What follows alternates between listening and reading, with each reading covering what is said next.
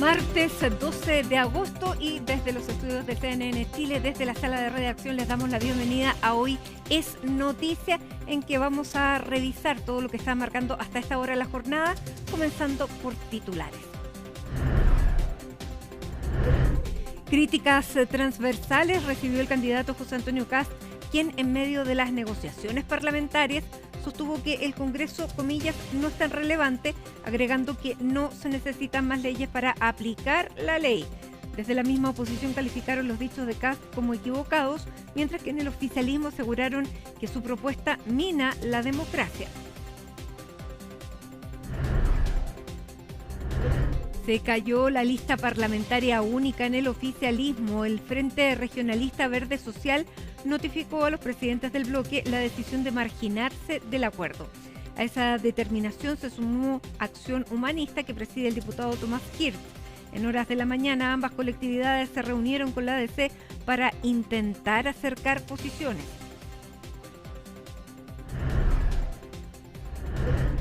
Durante esta jornada, Gustavo Gatica, el joven que quedó ciego en una de las manifestaciones del estallido social, declaró en el juicio contra el ex carabinero Claudio Crespo.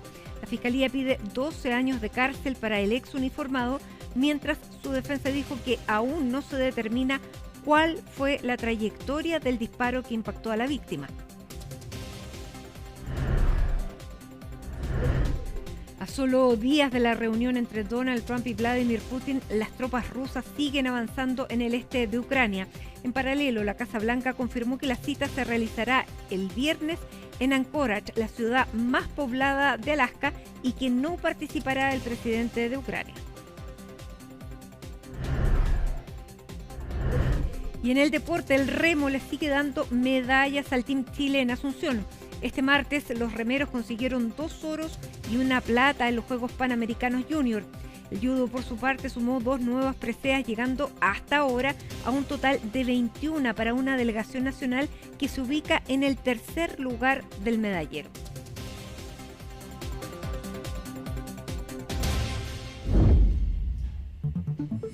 Un nuevo encuentro se realizó durante esta jornada entre los 3 candidatos a la presidencia que van liderando las encuestas y bueno, ahí cada uno dio un discurso y en estas palabras José Antonio Kast dijo, comillas, que el Congreso no era tan relevante. Bueno, ¿qué quiso decir exactamente el candidato presidencial de Republicanos? Lo vamos a revisar junto a Colomba Eichholz, porque generó bastante polémica y vamos a ser bien precisos con lo que ocurrió durante la jornada esta mañana. Sí. ¿Cómo estás? Muy bien, gracias, Mati. Hay que ser bien precisos en estas declaraciones porque han generado obviamente reacciones, son declaraciones que si uno las lee, ¿no es cierto?, en estas comillas, el Congreso es importante, pero no es tan relevante, decía José Antonio Kast, que obviamente generaron molestia en el Poder Legislativo, desde donde ya hay varias reacciones, tanto de senadores como de diputados. Todo esto, declaraciones en el marco entonces de un encuentro que fue convocado por Moneda Patria Investment, un encuentro donde se invitó al candidato presidencial José Antonio Kast, a Janet Jara, a Evelyn Matei. A cada uno, de hecho, se le entregaron varios minutos para que hicieran una exposición. En particular, la de José Antonio Kast se enfocó bastante en materia de seguridad, en materia de empleo, de inversión, al igual que también la exposición de Evelyn Matei. En esas declaraciones entonces, y como lo vemos en pantalla, estaba justamente en este foro, porque los candidatos tenían ciertos minutos para entregar las propuestas. Esta presentación frente a 700 personas, Mati, aproximadamente, todos ellos empresarios, inversionistas, parte también de Moneda Patria Investment. Y en ese momento, cuando ya se sienta, ¿no es cierto?, con los moderadores de este foro, porque no era un debate, era un foro, se le consultó a José Antonio Kast como primera pregunta, bueno, ¿qué va a pasar? Y es un cuestionamiento que se le ha hecho al Partido Republicano con la gobernabilidad si se convierte José Antonio Kast en presidente de la República, también considerando que van a haber por lo menos 2 listas parlamentarias en la oposición luego de la inscripción del Partido Nacional Libertario, Republicano y Social Cristiano la semana pasada. Cuando se le consulta entonces sobre la gobernabilidad que le puede dar al país el candidato presidencial José Antonio Kast, si es que sale electo, y también obviamente si es que no tiene mayoría en el Congreso, que es una duda que también se ha planteado durante las últimas semanas, el candidato presidencial comenzó a hablar de la eficiencia de los poderes del Estado, hablado, por ejemplo, de la eficiencia o por lo menos el rol que tienen los jueces, la Fiscalía, el Poder Ejecutivo, el Legislativo, y justamente en este último, en el Poder Legislativo, José Antonio Kast dice que el Congreso es bastante importante, pero no es tan relevante como las personas que estaban justamente ahí, los asistentes, creen. ¿Por qué? Porque José Antonio Kast decía que el presidente tiene atribuciones también en materia de más allá de legislativa reglamentaria, en materia, ¿no es cierto?, que también se puede convalidar muy bien con lo que legisla el Congreso, y que justamente el Congreso, decía José Antonio Kast, muchas veces legisla sobre materias que ya son ley. Por ejemplo, así decía el candidato presidencial, hay una ley que no se está cumpliendo y luego hay otra ley que se formula para darle cumplimiento a esta primera ley, o sea, un plan B para el plan A, y que finalmente eso termina siendo burocrático, incluso también populista, decía el candidato presidencial, porque muchas veces, según él, los congresistas se presentan proyectos de ley que son populistas, algo que decía, de hecho, nace mayoritariamente desde el denominado estallido social, y que eso finalmente, las leyes populistas muchas veces se van repitiendo también en el Congreso. Mati, lo hemos visto, 5 proyectos de ley que son bastante similares entre ellos, y que eso finalmente, decía José Antonio Kast, puede ser zanjado o tramitado o incluso propuesto por el propio presidente de la República, también haciendo alusión a que muchas veces los diputados con estos proyectos de ley se saltan la Constitución, y en el marco entonces, hablando justamente de que cada poder, de que cada institución de nuestro país tiene que cumplir el rol que le es establecido, José Antonio Kast dijo que muchas veces el Congreso pasa a llevar eso y que podría incluso legislar, ¿no es cierto?, en materia inconstitucional. Y es por eso que la declaración generó bastante ruido, obviamente por ser, si uno la lee por separado como un titular, ¿no es cierto?, es bastante llamativa la declaración, y justamente no tardó en generar reacciones en el Congreso que obviamente vamos a pasar a revisar, pero primero hay que pasar a revisar la declaración completa en esta presentación del candidato José Antonio Kast. Así que revisemos. El Congreso tiene que respetar lo que es la facultad presidencial y la autonomía del presidente para enviar proyectos de ley en algunas materias. Aquí estamos llenos de propuestas legislativas que cayeron en el populismo y que traspasan los límites de lo que le corresponde a los parlamentarios. El Congreso es importante, pero no es tan relevante como ustedes se imaginan. Nosotros estamos haciendo la revisión de todas las potestades administrativas que tiene el Estado, de todas las leyes, que tienen sanciones incluidas que nadie aplica. La ley es la ley. Aquí no necesitamos más leyes para aplicar la ley. Eso es casi absurdo. Claro, José Antonio Kast hablaba de potestad reglamentaria, que eso es lo que el Partido Republicano está buscando, además de que se cumpla la ley, porque también hace bien claro, el se punto, cumpla ¿no la es ley, cierto? claro, tal vez lo más difícil de sus palabras es que con republicanos se están buscando todos los espacios de potestad que tiene el presidente de la República. Claro, efectivamente, pero también decía José Antonio Kast para hacer al Estado más eficiente, efectivamente, porque por ejemplo también hacía alusión a diferentes reglamentos o normas que no son ley, pero se intentan aplicar como ley, y eso, según José Antonio Kast, es inconstitucional, sale de las atribuciones que tienen los parlamentarios, así que hace el punto y es enfático después en su aclaración, porque obviamente esto generó reacción en el Congreso, incluso de senadores que ya automáticamente tildaron al candidato de ser un tanto autoritario o querer copiar regímenes autoritarios que hay hoy actualmente, ¿no es cierto?, en el mundo, que gobiernan por decreto. Claro, y como tú decías, es justo esta declaración se da en la semana en que se están cerrando los acuerdos para presentar los candidatos de cada una de las listas. Claro, entonces causó bastante enojo, porque también recordemos, el Partido Republicano, el Social Cristiano y el Nacional Libertario son el único pacto parlamentario que está inscrito, ¿no es cierto? Entonces, de alguna manera, bueno, ellos inscriben su pacto parlamentario, ya tienen, ¿no es cierto?, más claridad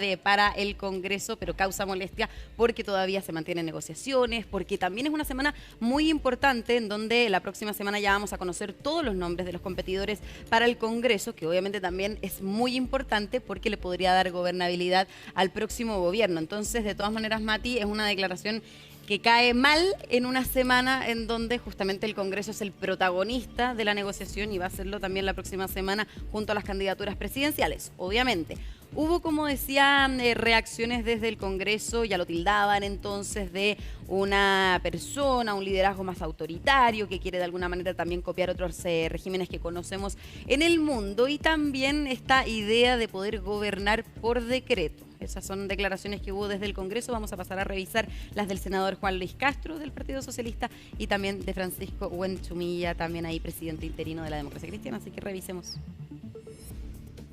Pienso que está totalmente equivocado, porque en Chile tenemos una institucionalidad que funciona, una Contraloría General de la República que vela por los actos de la legalidad del Estado, y eso está funcionando. No tenemos la experiencia que hay en otros países.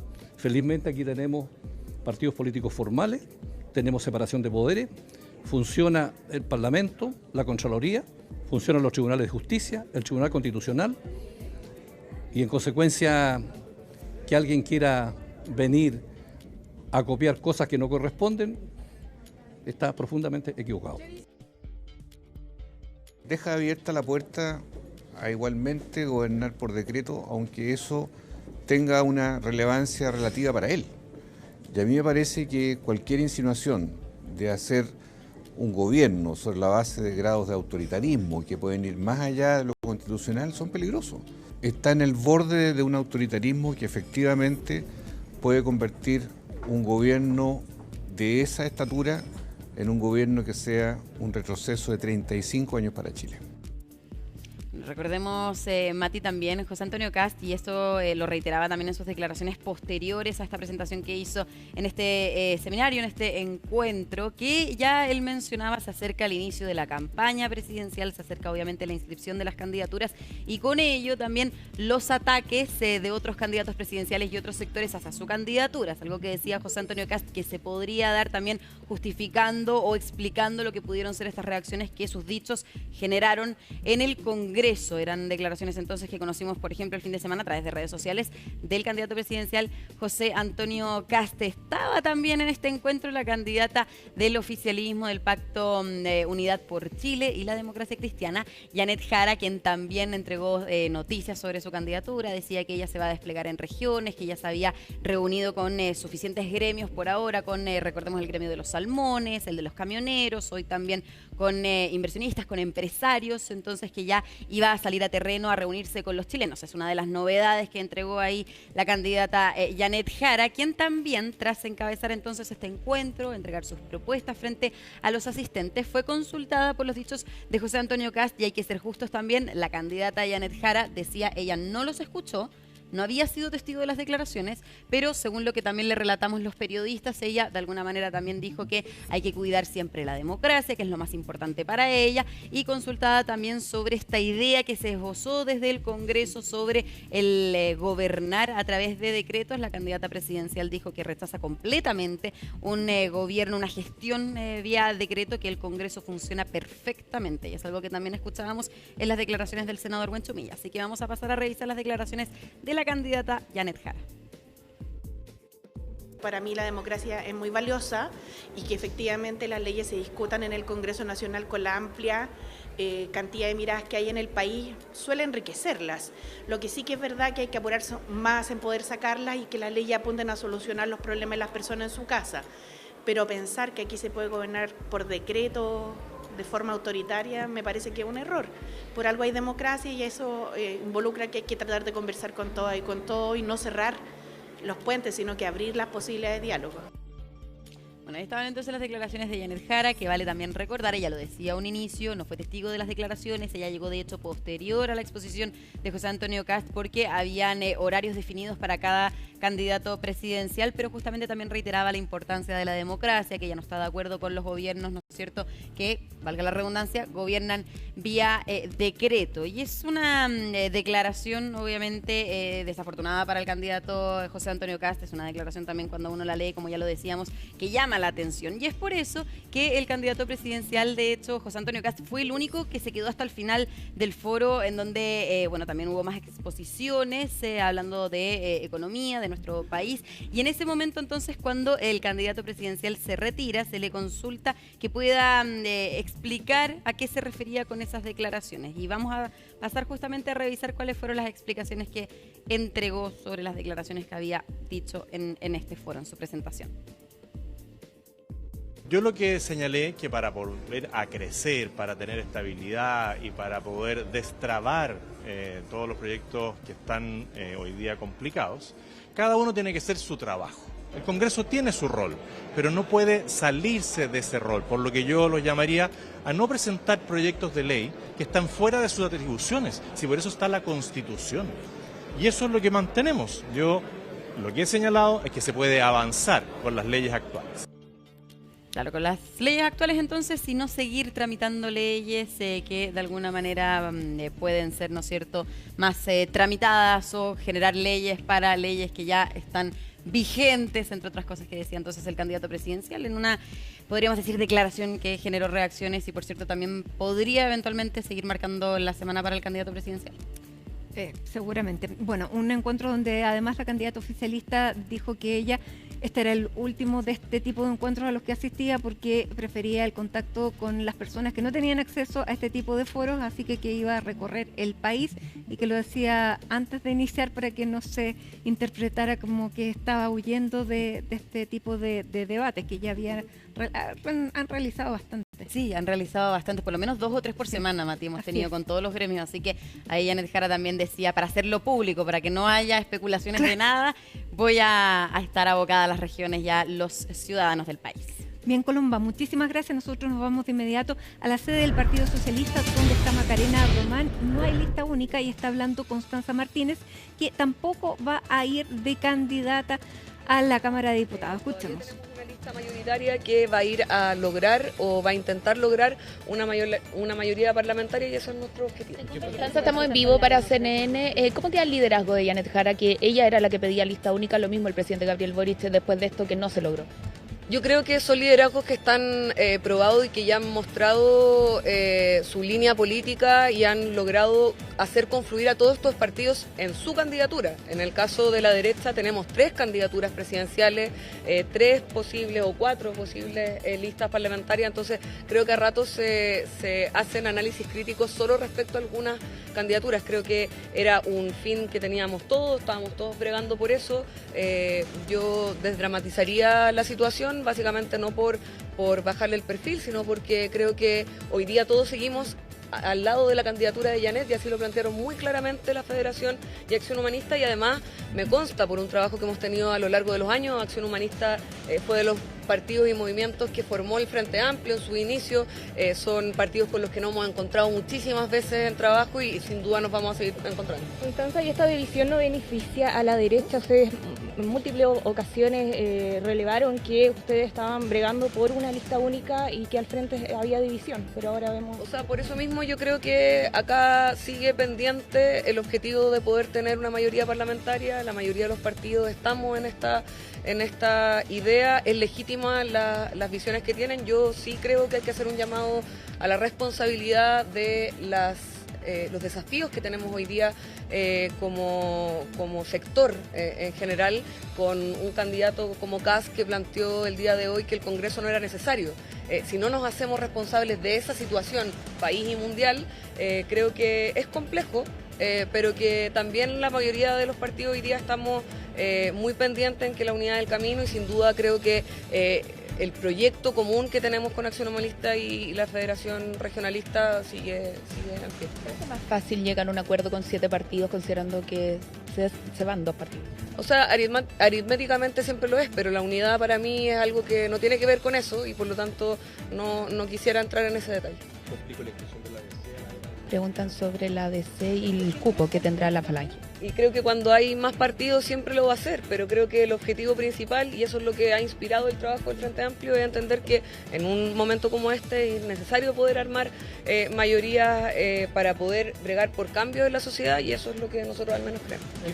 Perfecto, ahí escuchábamos entonces a Constanza Martínez, ¿cierto? Saliendo de la reunión oficialista, una reunión con noticias, para muchos inesperada, ¿cierto? Que tiene relación con el quiebre de esta lista única, un objetivo que tenían en primera instancia el oficialismo más la democracia cristiana, un objetivo que lo decíamos también, lo había pedido y solicitado el presidente Gabriel Boric, Mati, y también lo había hecho la propia candidata, ¿cierto? Del pacto, Janet Jara, objetivo que entonces se confirma no se va a cumplir y habrán dos listas parlamentarias. Una de los 7 partidos que componen todavía el Pacto Unidad por Chile, ¿cierto? Considerando también a la democracia cristiana, otra que tendrá entonces entre sus filas a Acción Humanista y también a la Federación Regionalista Verde Social, entre otros, porque también hay movimientos que van a integrar esta lista parlamentaria que comenzará a trabajar desde ahora, decía el diputado Tomás Hirsch. Pasemos a escuchar justamente, aparte de los líderes que tomaron la decisión entonces de no ir en una lista única oficialista.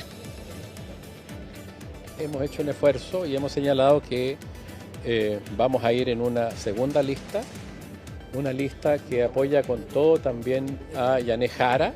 Desgraciadamente, después de 8 meses no logramos llegar a un entendimiento que permita los mínimos a cada partido. Hemos sido muy claros en señalar que nosotros no presumimos mala fe de ninguno de los actores, sino que creo, como lo planteé y lo planteamos muchos de nosotros desde un inicio, es muy difícil llegar a un entendimiento entre 9 partidos. Quiero ser muy claro en decir que esto no es responsabilidad de uno o de otros. No logramos llegar a un entendimiento. Vamos a hacer esfuerzos también de mantener un complemento con la otra lista, ojalá en algunas omisiones, especialmente los distritos, circunscripciones que tienen pocos candidatos, con la idea de ser lo más eficiente posible en esa materia. Sabemos que no es la situación que hubiéramos querido desde el comienzo. Somos un partido de Acción Humanista que abogó siempre por construir una lista única. Ayer yo me reuní con nuestra candidata presidencial, conversamos sobre esta situación. Por cierto, que ella hubiera preferido una lista única, nosotros también, así que en eso no hay ningún secreto para nadie, pero por el contrario, hubo un fortalecimiento del compromiso del trabajo común. Aquí tal vez faltó más inteligencia conjunta, de la cual no es responsable o culpable uno u otro. Tal vez es la necesidad que tenemos todos, los 9 partidos en este caso, de mejorar las condiciones de diálogo, de conversación, entendiendo y atendiendo a las distintas necesidades de cada partido. Faltó inteligencia grupal, apuntaba, cierto, el diputado Tomás Hirsch, también para algunos solidaridad de los partidos más grandes. De hecho, a eso apelaba también durante distintas jornadas el propio diputado Jaime Molete, que decía, por ejemplo, que el partido del presidente Gabriel Boric, el Frente Amplio, y el partido de la candidata, cierto, Janet Jara, el Partido Comunista, no habían sido lo suficientemente solidarios para también dejar ir algunos cupos, y que tiene relación entonces con este acuerdo. Hay que considerar, Mati, que se busca llegar a un acuerdo de 183 candidaturas en 9 partidos. Es algo que no era fácil de lograr, que si bien se tenía como objetivo la lista única y que también destacaban aquello, lo cierto es que finalmente esto no se logró, no se llega a una lista única, y que estará entonces el oficialismo conformado por la lista, en este caso del Pacto Unidad por Chile, que hasta hoy se llamaba Pacto Unidad por Chile, probablemente cambie el nombre, y también la lista que estará integrada, entre otros, por Acción Humanista y también la Federación Regionalista Verde Social. ¿Qué es lo que dicen también los representantes de los partidos más grandes? Por ejemplo, que ellos sí fueron solidarios. El propio Frente Amplio dicen: acá hubo siempre vocación de unidad, de discutir los temas, de ver qué era lo mejor para la candidata, pero también para las postulaciones al Congreso, considerando que también lo que pase con los candidatos a la Cámara de Diputados o al Senado puede también repercutir, y repercutirá seguramente en lo que pase también con el próximo gobierno, ¿cierto? El que sigue del presidente Gabriel Boric. Vamos a pasar a escuchar justamente al Frente Amplio, que habla sobre esta especie de culpa, podríamos decir, que atribuyen algunos partidos denominados los más pequeños hacia los partidos que tienen mayor representación en el Congreso, como lo es el propio Frente Amplio. Acá estamos haciendo el esfuerzo por la lista única de los partidos. que nos hemos reunido. Entiendo que otros partidos puedan tener apreciaciones distintas y por supuesto que si toman ellos una decisión diferente, pero mantienen su apoyo a la candidata, creo que también es un escenario que se puede dar. Hoy día todos los partidos tenemos que revisar cuáles son las solicitudes y las arquitecturas que se dan en la lista, de manera de tener la mayor igualdad de competencia, de tener los mejores incentivos para que todos los partidos puedan participar, y es eso lo que estamos revisando uno a uno, más que la defensa de cada partido de sus posiciones. Lo que tenemos que hacer y lo que estamos convergiendo es a que todos entendamos las posiciones de todos, los legítimos intereses de cada uno, para poder así llegar a un acuerdo.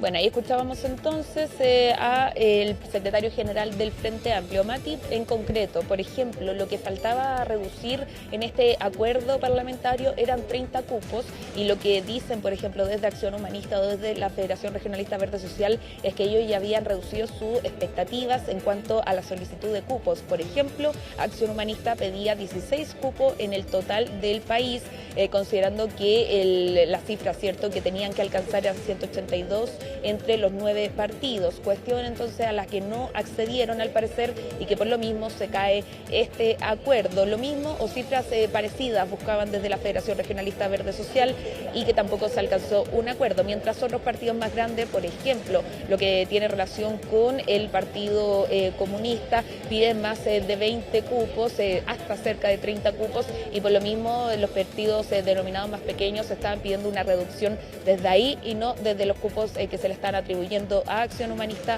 o a la propia Federación Regionalista Verde Social. ¿Qué pasa con la democracia cristiana? En algún minuto, porque hoy se juntó Tomás Hirt, el diputado de Acción Humanista, ¿cierto?, Jaime Mulet, diputado de la Federación Regionalista Verde Social, con el senador Francisco Buenchumilla, presidente interino de la ADC, en el Congreso, de hecho, en la mañana. Sin embargo, lo que se pensó en algún minuto era que la ADC también iba a dar este paso al costado y se podría sumar, ¿cierto?, a la lista de Acción Humanista más la Federación Verde Social. Sin embargo, al parecer eso no va a ser así. Buenchumilla, el senador, continúa dentro de la sede del Partido Socialista y por ende uno puede inferir, ¿cierto?, que continúa de acuerdo con esta lista que tendría entre sus filas a 7 partidos oficialistas más la democracia cristiana. Vamos a pasar a escuchar al presidente Lautaro Carmona, presidente del Partido Comunista, que acaba hace algunos minutos de salir de la sede del Partido Socialista, haciendo entonces un análisis respecto a lo que ocurrió, lamentando el hecho también de que no se lo haya logrado la lista única. Por manifestaciones explícitas de cada uno de quienes estábamos en reunión, cada uno y una que estábamos en reunión, todos manifestamos nuestra absoluta disposición de ratificar la contribución activa al éxito de la candidatura presidencial de Janet Jara.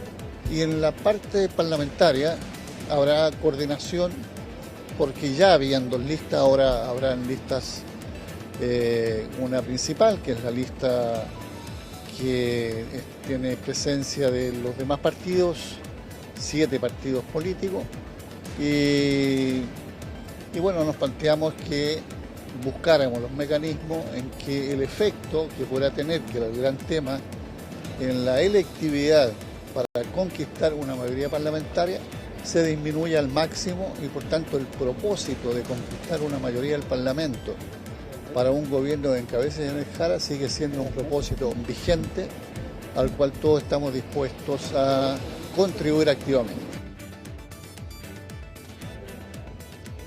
Mati, vamos a pasar a detallar cuáles serían los otros partidos y movimientos que estarían trabajando en conjunto con Acción Humanista y la Federación Regionalista Verde Social. Por ejemplo, estaría también integrada en esta lista, en esta nueva lista parlamentaria, el Partido Popular y el Partido Alianza Verde Popular, también el Movimiento Transformar y el Movimiento Archipiélago Soberano, 2 movimientos que no tienen representación en este minuto, ¿cierto?, en el Congreso Nacional, pero que también se sumarían a las conversaciones, Mati, también que no se pueden extender más allá del sábado. ¿Por qué? El sábado 16 termina el plazo para inscribir los pactos parlamentarios y luego hay 48 horas hasta el lunes 18 de agosto para inscribir cada una de las candidaturas que van a ir a lo largo de Chile, tanto en la Cámara de Diputados como en la mitad del Senado, que es la elección, ¿cierto?, correspondiente al 16 de noviembre. Solo para cerrar, Mati, mientras continuamos esperando, ¿cierto?, la salida de los demás representantes del oficialismo más la ADC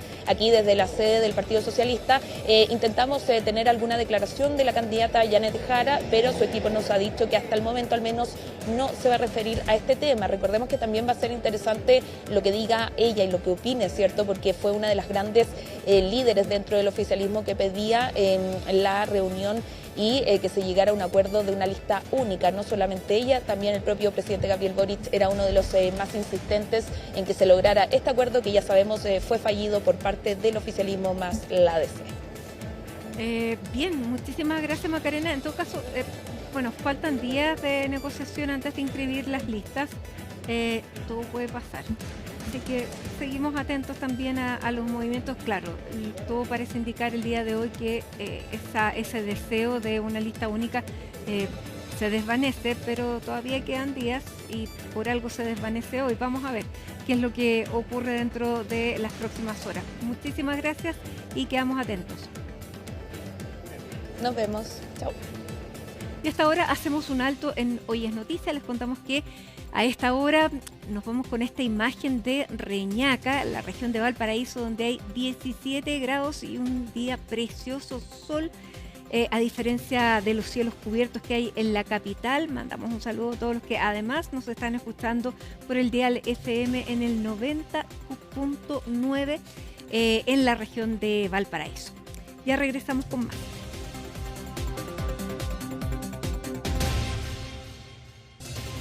6 de la tarde con 4 minutos, estamos de regreso en Hoy es Noticia con la mirada puesta en las noticias internacionales. Esta es una semana clave en distintos ámbitos. Durante el día viernes, el presidente de Estados Unidos se va a reunir con su par ruso en la primera reunión que sostiene después de su reelección para tratar el tema de Ucrania sin Volodymyr Zelensky. Y también vamos a hablar de lo que está ocurriendo en la franja de Gaza con este deseo del presidente israelí Benjamín Netanyahu, del primer ministro israelí, de poder ocupar toda la ciudad de Gaza, ya manteniendo el 100% de la franja ocupada. Para todo ello estamos con una experta, abogada, experta en Derecho Internacional y además académica de la Academia Diplomática de Chile, Paz Zárate. Paz, muchísimas gracias por estar aquí con nosotros en el estudio de CNN. A ti, Matilde. Bueno, muchísimas noticias que analizar. Partamos por lo que se viene este viernes, porque ya han salido algunos detalles, la ciudad donde se va a realizar, en Alaska, una reunión que pide Vladimir Putin, para hablar de Ucrania, donde Ucrania no va a estar sentada a la mesa. ¿Qué podemos esperar de este encuentro? Yo creo que no podemos esperar demasiado, la verdad, porque creo que Trump ha perdido interés en Ucrania, que lo tenía mucho al principio. Obtuvo una cosa que él quería, que es el acuerdo sobre minerales, por lo cual eso ya está despejado. Y aquí ha deslizado incluso que si no logra un intercambio de territorio, que es lo que él ha deslizado que podría interesar a Putin, ofrecerlo de alguna manera, y a Putin le interesa quedarse con lo que actualmente está ocupando en Ucrania. El Donbass y Crimea. Exacto. Incluso le he dicho, bueno, a lo mejor yo me despido de esto y les digo que les vaya bien. Es decir, él como mediador o como persona que está ejerciendo buenos oficios no está muy comprometido con la causa. Eso es lo primero.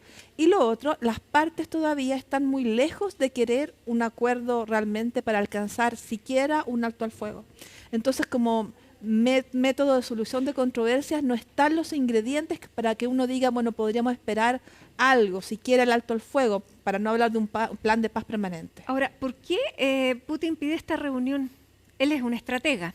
Sí, bueno, obviamente aquí cada uno está jugando su juego.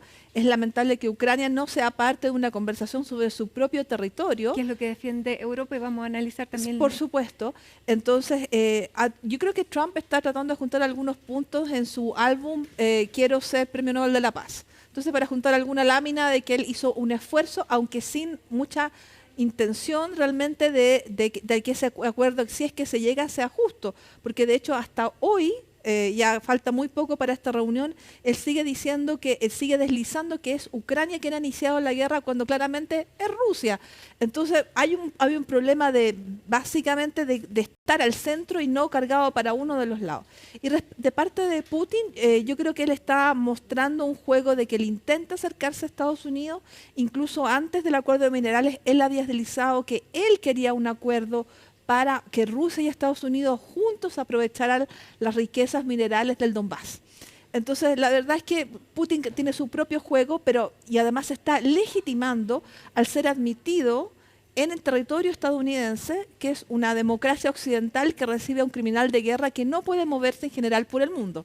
Así que yo creo que él tiene un punto al hacer esta visita. Generalmente Putin no viaja. Decir que no está tan aislado como Exacto. pareciera. A partir de la orden de arresto de la Corte Penal Internacional, él no viaja. Esta es una excepción. ¿Y quién le abre la puerta?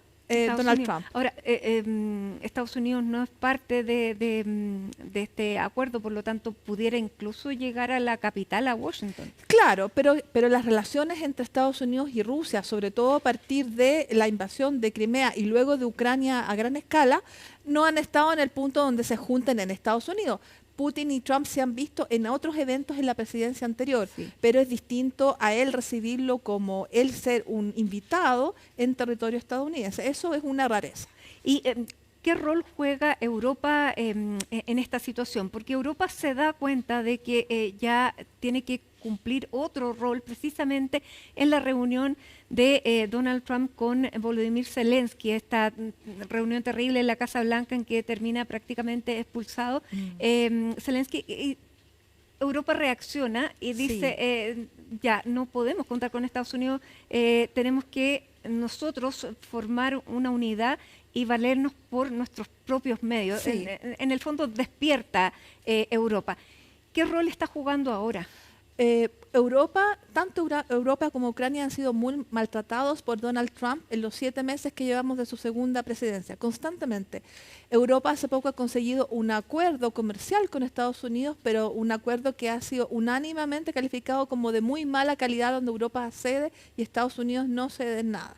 Es cierto que ha habido una especie como de despertar, un mal despertar al hecho de que tiene que Europa preocuparse de su dimensión de defensa, que había sido realmente abandonada. Siempre estuvo pensada como parte del proceso europeo, pero no había sido desarrollada. Y por lo mismo, y creo que ya que ha sido ninguneada Europa y Ucrania también, hay una reunión mañana virtual donde comparece von der Leyen, Zelensky, creo que J.D. Vance a nombre del gobierno estadounidense, para conversar de lo que podría ser esa reunión en Alaska, de un poquito como avanzar en la agenda, pero como una especie como de gentileza tardía respecto a Europa, porque Europa tampoco es parte de la conversación, a pesar de que todo el interés que tiene Putin en Europa es tratar de anular, siempre ha sido lo más posible el poderío de la Unión Europea.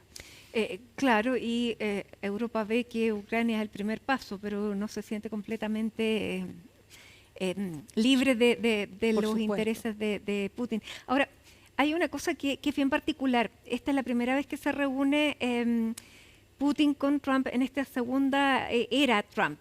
Pero Trump tiene, podemos llamarlo una rara debilidad por Vladimir Putin, que incluso en la administración anterior la propia Casa Blanca blindaba un poco al presidente para que no manifestara tanto interés o tanta atención hacia Vladimir Putin. Es más que una debilidad. ¿Qué hay ahí? Yo creo que eso nosotros no lo sabemos. Yo creo que generalmente el mundo no lo sabe y también se hace las mismas preguntas. Sí, tiene una atracción en general por los dictadores y los hombres, los caudillos, los hombres fuertes. También, fuera de que cada cierto tiempo le desliza un cumplido tanto a él como al líder de Corea del Norte en general. Y esos son el tipo de liderazgo que a él le atrae. O a Víctor Orbán. Eso generalmente podemos decir de la atracción de Donald Trump por los liderazgos y por los dictadores. Ahora, con Rusia en particular, siempre ha deslizado una muy buena cercanía, una muy buena voluntad, y lo contrario respecto de Zelensky. Yo creo que algún día tendría que investigarse cuál es la razón de eso, porque es muy extraño como en estos meses él mayormente ha repetido puntos de la propaganda rusa. Por ejemplo, que Ucrania comenzó la guerra. cosa que es falso, que Zelensky es un dictador, cosa que es falso, hasta el mismo día de hoy. Así que no tiene la imparcialidad mínima tampoco que uno normalmente querría en una persona que está ejerciendo buenos oficios o mediación en una controversia tan difícil. Una de las reuniones anteriores, porque se reunieron unas 6 veces en la presidencia anterior de Donald Trump, él se reunió a solas con Putin, no había nadie más que el traductor, incluso fue el propio Trump el que tomó las notas, el que hizo los apuntes. Uno pudiera pensar hasta en negociaciones. ¿Es extremar el raciocinio? ¿De que hay negociaciones directas entre particulares? No, uno puede especular mucho. Lo que sí aparece lo que uno intenta sacar de conclusiones de las comparecencias públicas en el tema es que Donald Trump aspira a lograr un intercambio de territorios con él negociando sobre el territorio ucraniano y sin tomar en consideración el interés de Ucrania. Y en esto también lo que se avisora es que él quiere que Ucrania acepte la pérdida del Donbass y Crimea. Y la pregunta es, ¿a cambio de qué? Y probablemente a cambio de nada, porque no se ve que él intente representar el interés de Europa y de Ucrania a este respecto. Y Ucrania puede mantenerse porque a cambio de nada puede ser, claro, suena terrible y los ucranianos no están dispuestos, pese a todas las bajas que han tenido, a ceder ese territorio. Pero ¿sigue en condiciones de poder seguir manteniendo una guerra? Yo creo que el cuarto año, porque estamos entrando al cuarto año de la guerra, es muy difícil en cualquier conflicto. Y para ambas partes es difícil, incluso si Rusia tiene a su disposición muchos más recursos humanos, es decir, simplemente más soldados que puede enviar al frente. Y de hecho, a pesar de que tiene un número mayor de soldados disponibles, ya no está enviando tantos e incluso está enviando gente de Corea del Norte, que le sale más barata de conseguir y de enviar y no tiene que pagarles compensaciones como sí lo hace con los soldados rusos. Ucrania, como dices tú, también está cansada, es mucho más difícil para Ucrania seguir enviando personas al frente. Yo creo que hay un cansancio y eso implica una disposición a ceder, pero no puede hacer a cambio de nada. ¿Por qué? Porque Ucrania ya tiene experiencia de que Rusia no cumple los acuerdos. Y si Rusia no cumple, la única forma de aceptar un alto al fuego es que Ucrania siga siendo armada hasta los dientes, previendo que Rusia vaya a incumplir nuevamente y que use cualquier pausa para rearmarse y volver a atacar con más fiereza y tratar de llegar a, por ejemplo, aquí a la capital. Ahora, ¿está absolutamente descartada la incorporación de Ucrania a la OTAN? A ver, ¿que era la razón inicial de la guerra? No, yo creo que Ucrania no quiere ceder en eso. Pero ¿qué margen tiene Ucrania para decir que no cuando otros están negociando su territorio y sus intereses? A ver, yo creo que hay un tema que a Rusia le preocupa, que es Zelensky. Ellos quisieran deshacerse de Zelensky y Trump parece estar de acuerdo porque cada cierto tiempo desliza que Zelensky es un dictador, que Zelensky es un obstáculo. Zelensky ha dicho, bueno, la verdad que me pueden cambiar a mí, pero eso no cambia cuál es la situación de Ucrania. Está muy difícil. Yo creo que sí, la Unión Europea y la OTAN están dispuestos a seguir apoyando a Ucrania y sabiendo que Estados Unidos probablemente no continúe cooperando, por un lado, pero por otro lado, Estados Unidos no puede enteramente dejar a Ucrania sola porque ha firmado ese acuerdo. Y la forma de aprovechar los minerales es que Ucrania tenga paz. Entonces, ahí creo que hay una carta para Ucrania, haber cerrado ese acuerdo justo en el funeral del Papa Francisco. Esa es el arma para que Donald Trump no quede enteramente desentendido de la suerte de Ucrania, el interés económico. Vámonos a la otra parte del mundo que está preocupante, que es la Franja de Gaza. Luego, bueno, han pasado prácticamente ya 2 años de este ataque de Hamas que terminó con la vida de 1.200 personas, 251 secuestrados, que hay 50 todavía secuestrados en manos de Hamas, no sabemos cuántos vivos, pero que ha tenido la contraparte de más de 60.000 muertos, personas que siguen muriendo hoy de hambre, y que esta semana tuvimos además el asesinato a 6 periodistas. En todo esto, en medio de este interés que tiene el primer ministro Netanyahu de ocupar la Franja de Gaza completa. Claro. ¿Qué hay ahí? Porque ya tácticamente los mismos militares han dicho que la operación está prácticamente cumplida. ¿Cuál es el objetivo que tiene Benjamín Netanyahu y qué posibilidad tiene de obtenerlo? Bueno, Netanyahu dice que su objetivo es terminar con Hamás y que el trabajo debe completarse atacando bastiones de Hamás que se encuentran en este 25% que todavía no ha sido ocupado, En la capital. donde está la capital, y también unos campamentos adyacentes. Ese, según él, es el objetivo que tiene que ser cumplido, pero también hay que consignar, a mí me gusta hablar del gobierno de Netanyahu más que de Israel, porque hay una división profunda en Israel al respecto. De hecho, el jefe del Estado Mayor, el jefe del Mossad, el canciller, el asesor de seguridad nacional son figuras muy importantes que están en contra de este plan. Y la población civil está en contra de este plan, la intelectualidad está en contra de este plan. Entonces, creo que es muy importante hacer la diferencia, porque el gobierno de Netanyahu está llevando esto a un extremo. Cuando tú mencionas las cifras entre el ataque horrible del 7 de octubre y las cifras que entrega Hamás, que son las cifras de los muertos, más allá incluso de las cifras entregadas por el propio Hamás, hay hechos que son innegables, que obviamente es la destrucción, la muerte, la inanición, etc. Entonces, ¿cuál es el problema de esta situación? La falta de proporcionalidad. Todo el mundo reconoce que Israel tenía el derecho de exigir la responsabilidad, claro, que Hamás es un movimiento reconocido en muchos lugares del mundo como terrorista, pero el problema ha sido sobrepasar la proporcionalidad y que el ataque que se realiza, la acción militar que se realiza va más allá de Hamás, va hacia Palestina toda. Ese es el verdadero problema, y por qué quienes han sido aliados de Israel y comprensivos de la posición de Israel, como el Reino Unido, Francia, Alemania. Exacto, se han dado la vuelta para decir vamos a reconocer a Palestina como una forma de hacer presión para que pare. Sin embargo, Netanyahu no da ningún signo de parar. Porque su razón es política. Bueno, él tiene esta razón que te digo yo, tratar de terminar con Hamás, pero contra el consejo que le da su propio ejército, eso que ya es muy notorio. Y además hay otra razón, que si él para, efectivamente se quiebra su coalición y él no puede seguir gobernando. Entonces, efectivamente hay una razón política. Ahora, cuando él atacó a Irán, lo hizo, ahí sí tuvo el apoyo no solo de su gabinete sin división, sino incluso de la oposición. Y hubo un momento con todo ese capital político que él podía haber aprovechado para decir, bueno, vamos a hacer un alto al fuego en Gaza y manejar las relaciones públicas de Israel que están en el suelo de una mejor manera. Él no aprovechó esa posición y sigue llevando esto al extremo y en el fondo cediendo ante el lado más extremo de su gabinete. ¿Qué significa la caída de Netanyahu o el quiebre de esa coalición? ¿Qué pasa si él pierde el poder? Bueno, es que con ¿qué es lo importante acá? El quiebre interno del gabinete, porque él ha obtenido los votos necesarios para seguir con su plan de Gaza, de atacar la ciudad de Gaza, la capital, pero con el gabinete quebrado.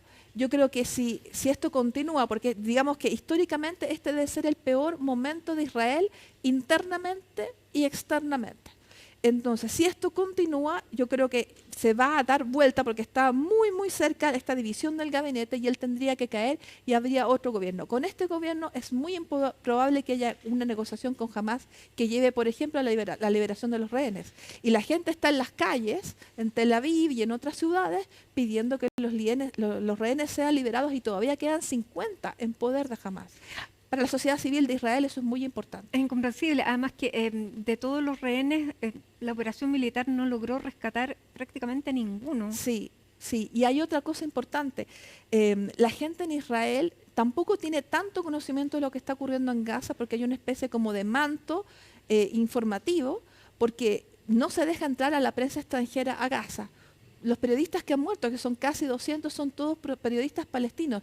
Y en la prensa de Israel cuesta mucho que salga reportado lo que realmente está ocurriendo en Gaza. Sin embargo, cada vez más los ciudadanos se están dando cuenta. Es muy importante. Sí, hay grupos de derechos humanos que están ellos mismos diciendo que en Gaza se está cometiendo un genocidio.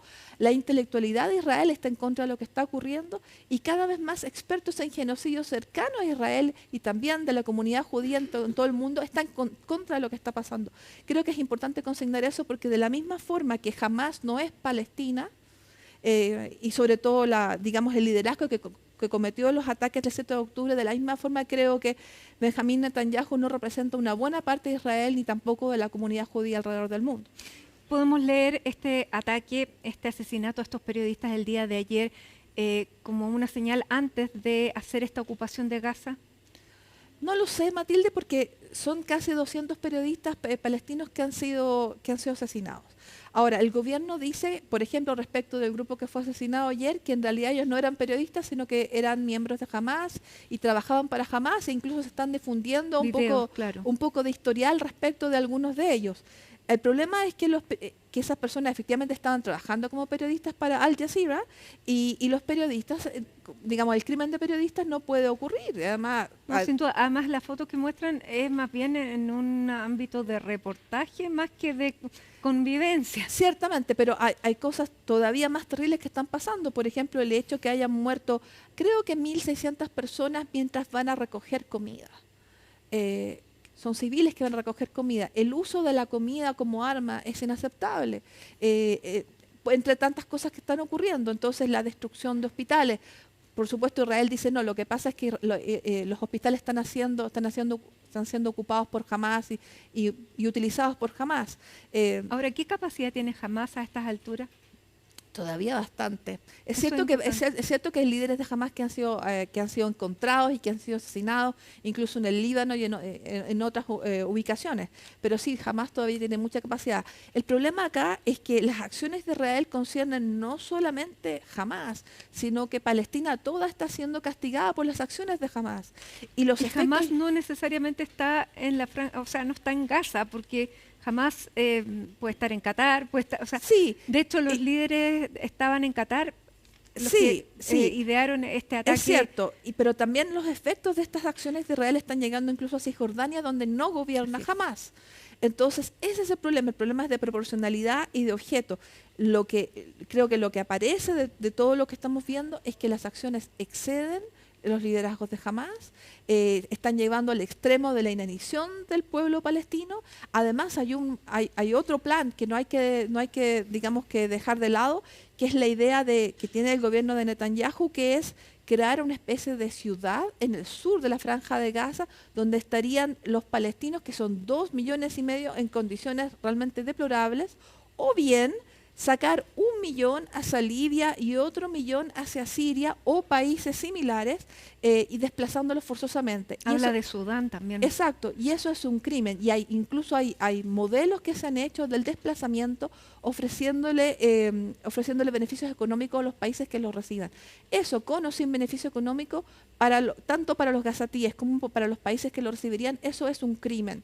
Entonces, no puede ser que parte del plan que tiene el gobierno de Netanyahu es continuar cometiendo crímenes en esa zona y respecto del pueblo palestino. ¿Qué desincentivo tiene Netanyahu? ¿Qué desincentivo? Porque hoy día Donald Trump no ha condenado. Yo creo que lo que a él todavía lo anima a seguir adelante con su plan tan extremo es la idea de que él va a ser el destructor de Hamás. Pero el precio es demasiado alto. Paz Zárate, muchísimas gracias por acompañarnos aquí en CNN Chile en Hoy es Noticia. Hasta la próxima. Hasta la próxima, así es. Y a esta hora de la tarde, 6 de la tarde con 25 minutos, hacemos un alto con imágenes del atardecer en la capital. 17 grados es la temperatura a esta hora. Ya regresamos con otras noticias del día. Volvemos a Hoy es Noticia. Les contamos que luego de los incidentes registrados ayer en el Internado Nacional Barros Arana, diputados de la UDI han llamado a apurar la tramitación del proyecto que quita la opción de acceder a la gratuidad a los estudiantes que participen en este tipo de hechos violentos. Vamos junto a Francisca Cárdenas al Congreso para conocer más detalles de esta iniciativa que está en trámite. ¿Cómo está, Francisca?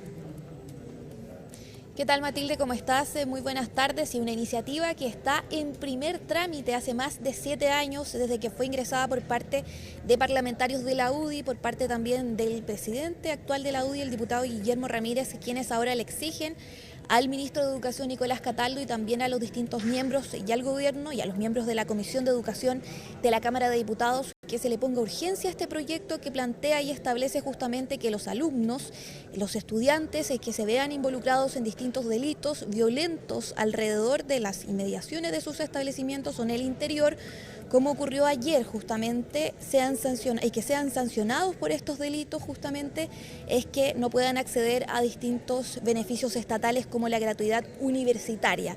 Pero también fue discutido este proyecto, esta idea que es llamada Aula Segura 2.0 por parte de los parlamentarios en la última discusión de presupuesto a través de una indicación que se cayó, que fue rechazada por parte de los parlamentarios justamente por los cuestionamientos del oficialismo en torno a esta materia y a que puedan acceder o no a la gratuidad estos estudiantes. Así que escuchemos parte también de lo que han dicho durante esta jornada los parlamentarios.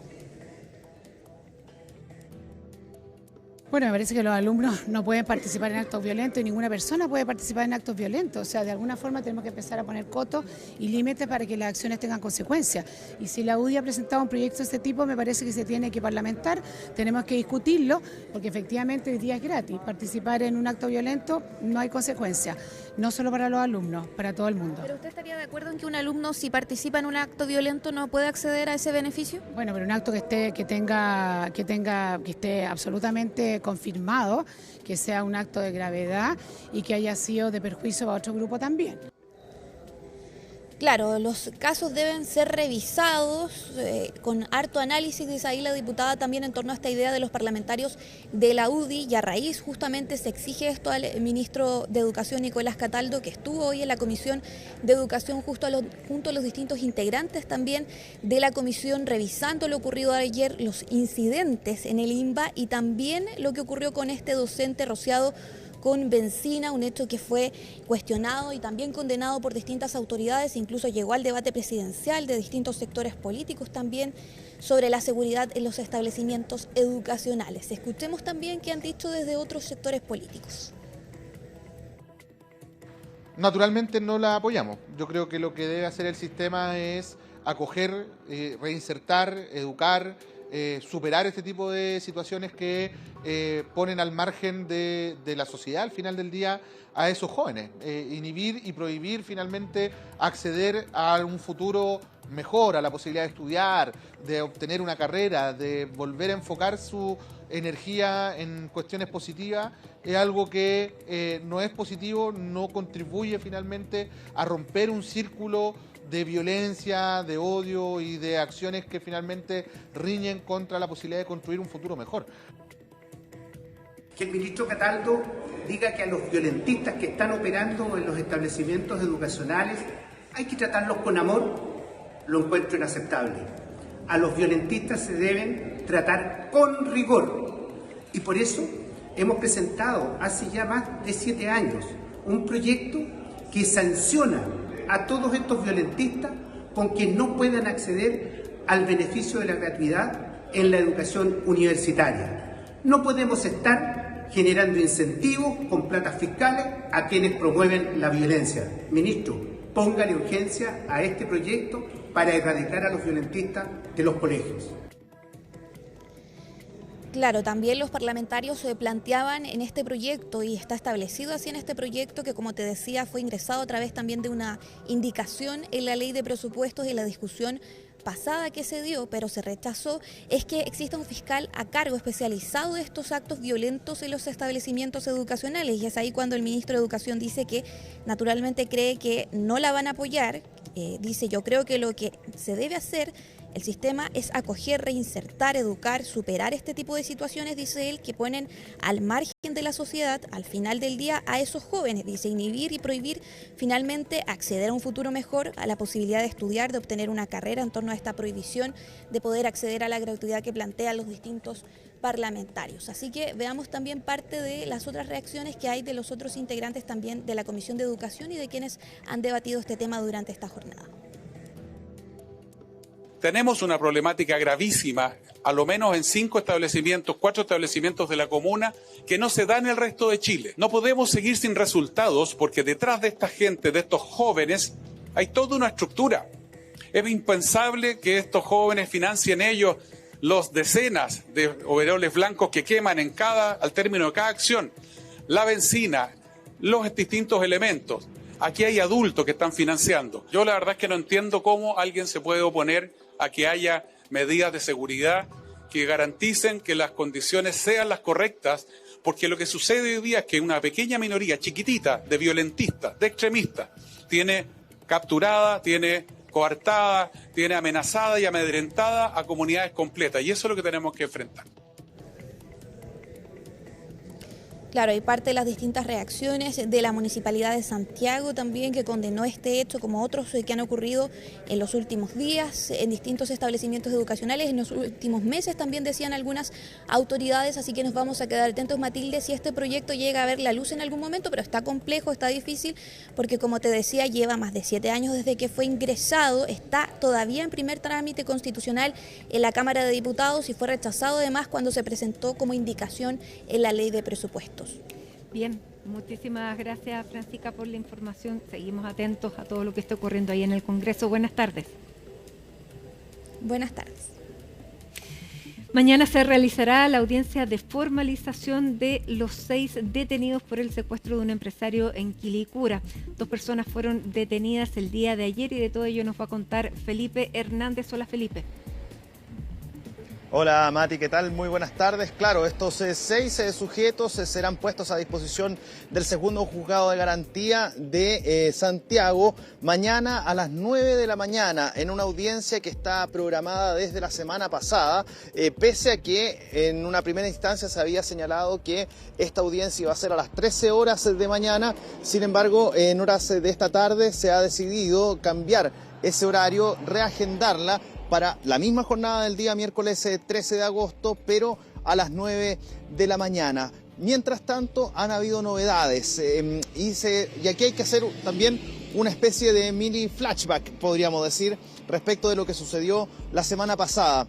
El pasado día jueves les reportábamos desde Quilicura este secuestro del cual un empresario, Rodrigo Cantergiani, había sido sacado a la fuerza desde el interior de su vehículo cuando ya se encontraba afuera de la empresa de la cual él es dueño. Esto en el sector de la Avenida Colorado, en la comuna de Quilicura.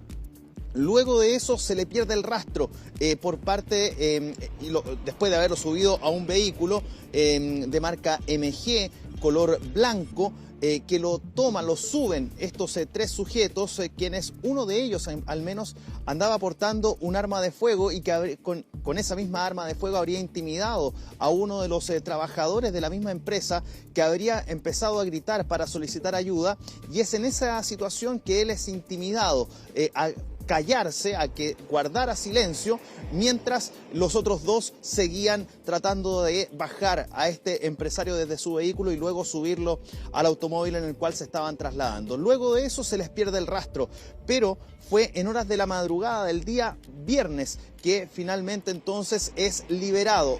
¿Dónde? En el sector de la comuna de Puente Alto.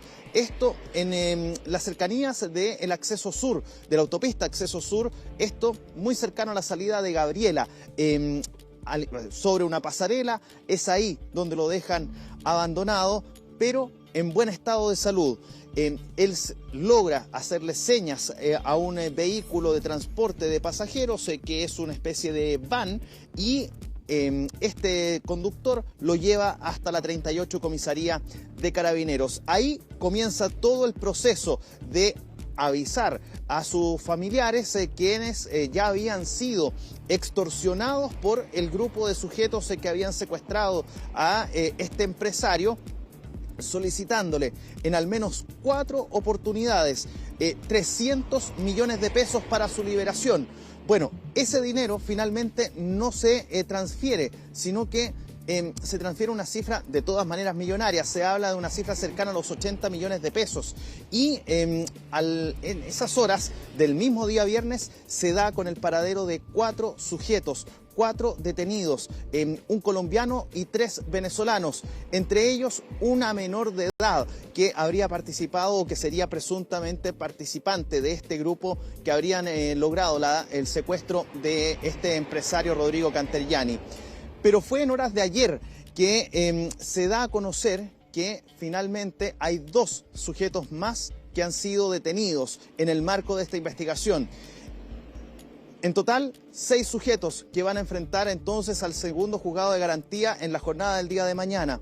Los 2 que fueron detenidos ayer son de nacionalidad venezolana, uno mayor de edad, otro menor de edad, para que ustedes tengan en consideración también ese antecedente. Entonces, del total de los 6, 2 serían menores de edad, un hombre y una mujer, y el resto entonces serían mayores de edad, todos extranjeros, entre venezolanos y colombianos.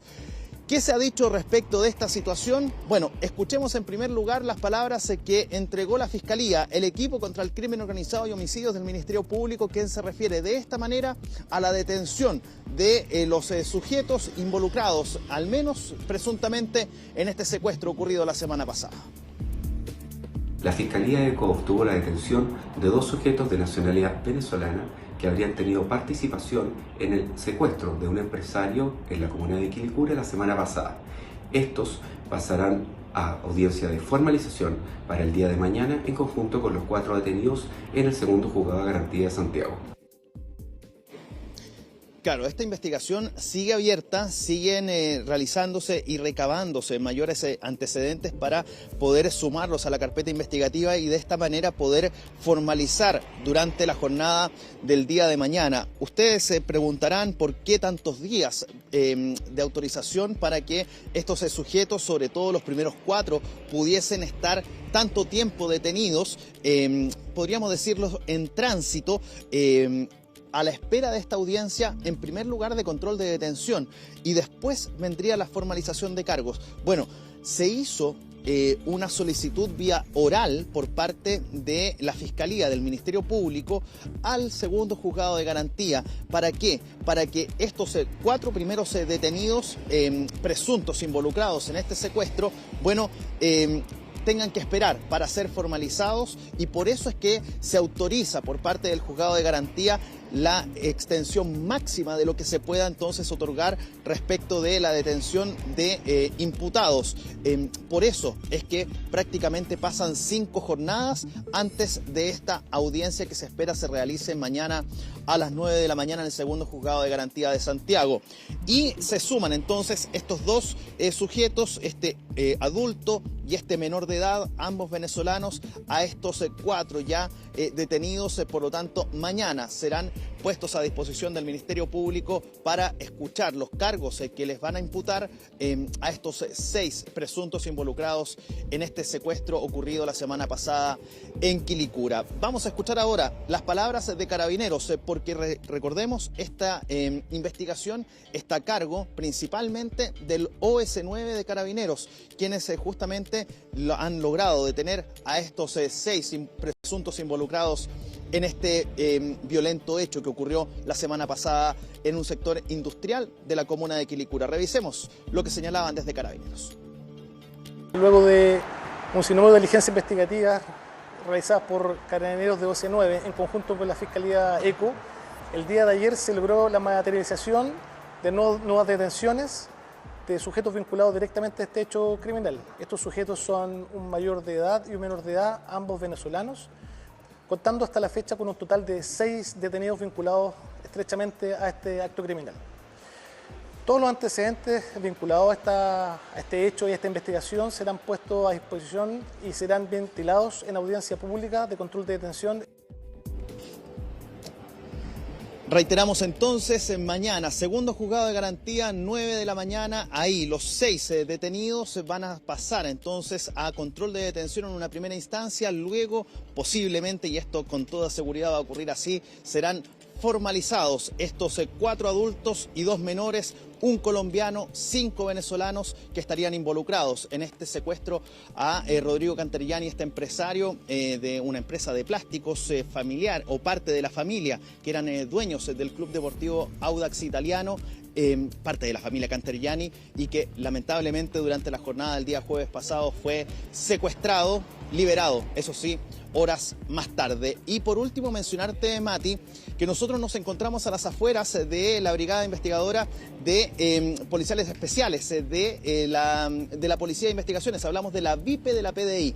¿Por qué estamos aquí a las afueras? Porque en los próximos instantes, a las 19 horas, está considerada realizar una vocería por parte de la PDI y también por parte del equipo contra el crimen organizado y homicidios del Ministerio Público, particularmente el fiscal Milibor Bugueño, porque van a dar a conocer los antecedentes respecto de un operativo que se realizó esta mañana, que fue obviamente mencionado por todos los medios de comunicación, pero yo les comento, eso sí, lo que ha sucedido durante esta jornada brevemente. Lo que pasó en este lugar, en la comuna de Renca, es que se sindica a un domicilio en particular ubicado en el sector de las calles Ovalle con Villarrica, que en este lugar, en este domicilio, habrían existido, o este domicilio habría sido utilizado para casa de escondite para personas que habrían sido secuestradas. ¿Por quiénes? Por los mapaches. Estos sujetos estarían detrás de al menos 5 secuestros, entre ellos el del exalcalde de Macul, Gonzalo Montoya. En este lugar, te comento un antecedente muy importante y escalofriante al mismo tiempo, se encontró la falange de un dedo meñique de la mano izquierda de una víctima, y está siendo obviamente periciada por los equipos de la Policía de Investigaciones para poder determinar a quién pertenece lamentablemente esta parte de esta extremidad de una de las manos de alguna de las víctimas que pudo haber pasado por esta casa.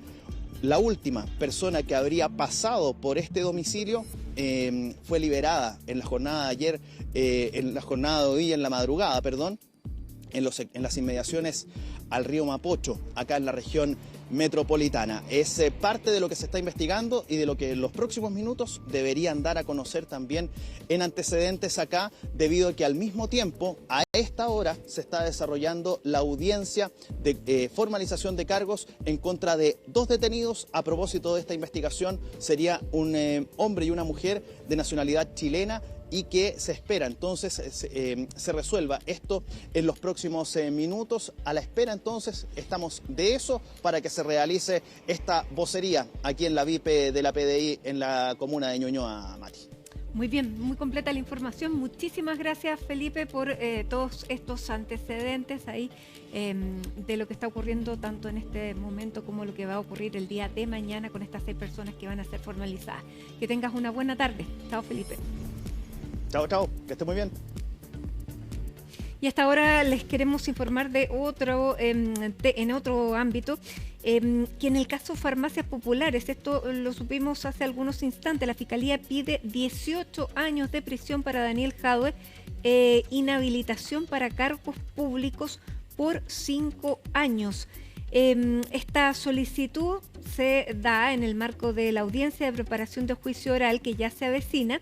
Y durante este martes la Fiscalía presentó los detalles de las acusaciones y penas solicitadas contra Daniel Jadwe en el marco del llamado caso Farmacias. El exalcalde enfrenta distintas imputaciones por parte del Ministerio Público. Ahí la cantidad de imputaciones y las penas correspondientes las puede revisar en nuestro sitio cnnchile.com. Y lo que les voy a contar ahora nos habla de primavera, nos habla de alegría. A poco más de un mes de las fiestas patrias, las fondas en la región metropolitana ya comienzan sus preparativos. De todo esto nos va a contar María Luisa Carrión. ¿Cómo estás, Marilu? Y cuéntanos esto que nos trae tan buenos recuerdos y nos abre una perspectiva para un mes más. ¿Cómo estás? Hola, ¿cómo están? Muy buenas tardes. Me va a creer que a más de un mes todavía de fiestas patrias ya hay olor a asado, ya hay gente preparando los pies de cueca y por supuesto las municipalidades y las productoras ya están organizando la semana donde se va a celebrar a nuestro país las fiestas patrias, que este año va a tener 4 días de celebraciones, 18, 19, 20 y 21.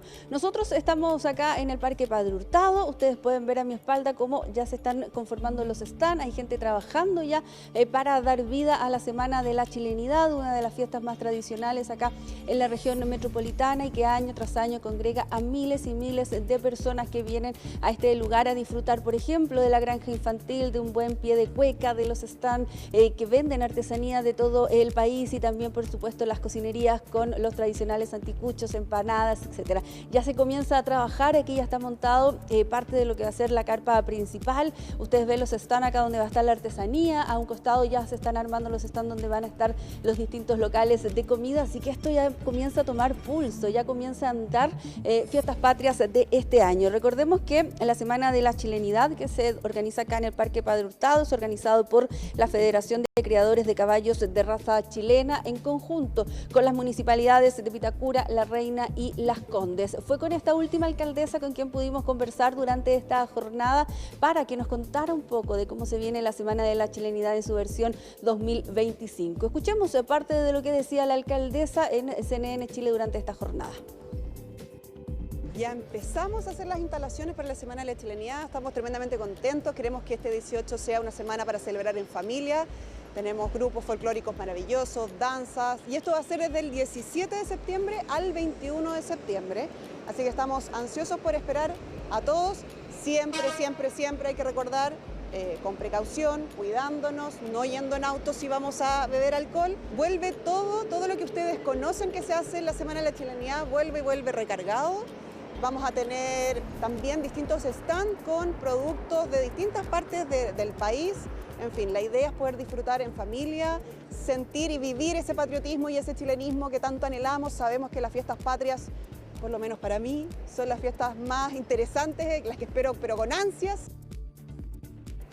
Desayunos acampados, juegos tradicionales, folclor, por supuesto, están al aire libre o dentro de la carpa como nos encontramos acá y como conjuntos estelares. Tenemos al destacado grupo Entre Mares, que sabemos ha adquirido mucha popularidad en los últimos años. Bombo Fica, el humorista chileno, también va a estar presente acá en la Semana de la Chilenidad. Sin embargo, esta no es la única celebración que ya se está preparando y ya está armando motores y escenarios también durante esta jornada, pero la comuna de Ñuñoa se dio el vamos también a la municipalidad con el lanzamiento oficial de la Fonda Ñuñoa El Corazón de Chile, que detallaban las autoridades, pretende también recordar y resaltar las tradiciones de nuestro país. Estas son las tradicionales fiestas patrias, las fondas que van a estar en el Parque Estadio Nacional entre el 17 y el 21 de septiembre, allí en la comuna de Las Condes. Las ventas de las entradas y las actividades ya están dadas por las autoridades. De hecho, durante esta mañana en el frontis de la Municipalidad de Ñuñoa se realizó un esquinazo con las autoridades allí pertinentes también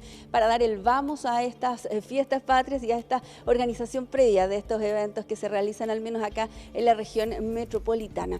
Escuchemos qué es lo que decían desde la comuna de Ñuñoa por la inauguración y el lanzamiento ya de las tradicionales fiestas que se realizan en el Parque Nacional. Estamos haciendo una fiesta para todos. Hay cumbia, hay música urbana, hay folclore, hay una fiesta para niños en el día, para adultos en la noche. Se puede llegar en metro, lo que es una gran noticia. El metro Estadio Nacional, pero hay acceso por la calle Pedro de Valdivia y por la calle Maratón. Son los dos accesos principales. Se pueden comprar las entradas, todavía no salen a la venta, pero van a venderse vía la página nuñoa.cl, en realidad. Y estacionamientos, estamos haciendo una medida para ponerle orden a la ciudad. Va a haber estacionamientos con parquímetros, esto significa con cuidadores alrededor del Estadio Nacional, por lo tanto va a haber estacionamiento seguro. Se le pidió a la productora que tenga mucho más guardias que lo que exige la ley y por lo tanto vamos a tener medidas de seguridad interna. Tenemos todo nuestro equipo de seguridad dispuesto y hoy día nos enteramos, recibimos 18 carabineros más de las dos comisarías y por lo tanto hay una gran disposición de seguridad. Me encanta, yo soy sureña, nací en el campo, así que imagínate, que Ñuñoa celebre nuestras fiestas patrias para mí es como sentirme en el sur de nuevo. Lo principal es que esté el folclore siempre presente, no solamente en las fiestas patrias, todo el año. Ahora, sí, nosotros ahora en este gobierno de este nuevo gobierno de la comuna, desde marzo ya está el folclore presente. Feliz de poder estar en este pie dando la bienvenida a lo que es nuestra fiesta nacional, el cumpleaños de Chile. Bueno, sabemos también que en la región metropolitana hay hartas actividades. Las fondas del Parque O'Higgins también son un foco importante a desarrollarse en la comuna de Santiago. También hay otras fondas que se inauguran por primera vez. Por ejemplo, en el Centro Cultural Matucana 100 se va a desarrollar la Fonda Nómade, que va a ser un espacio con música tradicional, pero desde otro enfoque, una alternativa para los que buscan algo diferente también en las fiestas patrias. También se va a realizar allí desde el miércoles 17 al 20 de septiembre en este emblemático espacio cultural de la región metropolitana. Y ya les decía yo también, en el Parque O'Higgins también se están preparando, y también en materia de seguridad se están preparando puntualmente también en el Parque O'Higgins. Escuchemos a ambas instituciones qué es lo que nos dicen y cómo nos encantan para estas fiestas patrias 2025 que ya comienzan a tomar forma. La Fonda Nómade llega a estas fiestas patrias en el lugar más icónico de la cultura santiaguina, Matucana 100. Tenemos música independiente, va a estar Camiseta 22, Santo Barrio, Metalengua, va a estar Cepa Moya, La Tranza, el dúo Pajarito, los Cuatro Llaves de Valparaíso, la Camila Bacaro. Vamos a tener un poco de toda la música independiente de nuestro país. Eso nos hace un distinto porque creemos en la diversidad de nuestra música. Vamos a tener comedia, Arbolitex, va a estar la Paloma Algueta, Jimmy Agle y 3 comediantes por día. La verdad que yo creo que la fiesta más importante en las fiestas patrias en Chile son las fondas del Parque O'Higgins. Cientos de miles de personas concurren todos los días y por lo tanto vamos a tener una seguridad mucho más reforzada que lo habitual. Va a estar Carabineros de Chile, tenemos apoyo de la PDI, también va a estar nuestros agentes de seguridad municipal, va a haber personal de seguridad privada contratada por la productora porque están las bases de licitación, pero ya está la cartelera, se está tomando ya control de lo que es el espacio ahí en el parque, así que la seguridad va a estar reforzada. Con quien también pudimos conversar durante esta jornada fue con el ministro de Transportes a propósito de una actividad que tuvo sobre prevención al manejar. Sabemos que lamentablemente año tras año no quisiéramos dar estas noticias, pero ocurren accidentes fatales en la conmemoración de fiestas patrias por la conducción desatenta, por el consumo excesivo de alcohol y de algunas sustancias ilícitas. El año pasado, recordaba el ministro de Transportes, perdieron la vida 70 personas, una cifra que ojalá llegue a cero durante estos 4 días de celebraciones, y es por eso también que desde el ministerio se están preparando con los planes de prevención, con campañas para que las personas tomen conciencia, para que no manejen si es que van a beber alcohol o consumir algún tipo de droga, para que entreguen las llaves, para que los mismos que empezamos bailando cueca al inicio de las fiestas patrias terminemos también bailando cueca al fin de las fiestas patrias y no tengamos que lamentar como el año pasado 70 personas que perdieron la vida en algún siniestro vial. Escuchemos qué es lo que decía el secretario de Estado. También le preguntábamos durante esta jornada sobre la prevención y los trabajos que están realizando desde el Ministerio de Transportes. No, como todos los años tenemos una campaña asociada a Fiestas Patrias. El 18 de septiembre es un periodo del año en el cual la movilidad aumenta, la festividad aumenta. El año pasado, en la semana en torno al 18, tuvimos que lamentar 70 personas que fallecieron.